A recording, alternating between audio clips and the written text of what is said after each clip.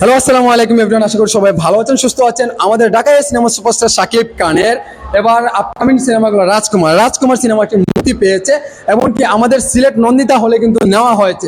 সেখানে কিন্তু 4টি শুতে চালানো হচ্ছে আমাদের এই রাজকুমার সিনেমাটি। এই রাজকুমারে এমন একটি ধামাকা রয়েছে, এমনকি আপনারা আত্মীয় স্বজন ফ্যামিলিকে নিয়ে দেখার মতো একটি সিনেমা রাজকুমার। অনেক ভালো মানের একটি সিনেমা, গল্পকে অনেক ডিপেন্ড করেছে এই সিনেমাতে।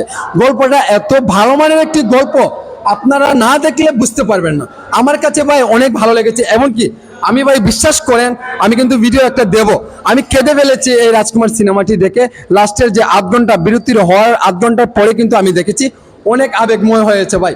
অনেক কষ্ট লাগছে শাকিব খান, এই যে মাকে খোঁজার জন্য আমেরিকাতে যাচ্ছে, বাংলাদেশে আসছে, আবারও আমেরিকা, তারপর আবার বাংলাদেশে এসে শেষ দৃশ্যটাতে মারা যায়। এই জিনিসগুলো আমাকে অনেক আবেগময় করেছে, এমনকি মাতৃভাষার জন্য এতটুকু ভালোবাসে শাকিব খান এবং আহমেদ শরীফের এই যে কথাগুলো কিন্তু অনেক আবেগময় হয়েছিল এবং কি ভালো ছিল। আমাদের এই বাংলাদেশকে এত ভালোবাসে। সো বন্ধুরা, এই রাজকুমার দেখার জন্য আপনারা আসবেন, অনেক ভালো লাগবে। একটা ভালো মানের সিনেমা হচ্ছে রাজকুমার। তো বন্ধুরা, ভালো থাকেন, সুস্থ থাকেন, আল্লাহ হাফেজ।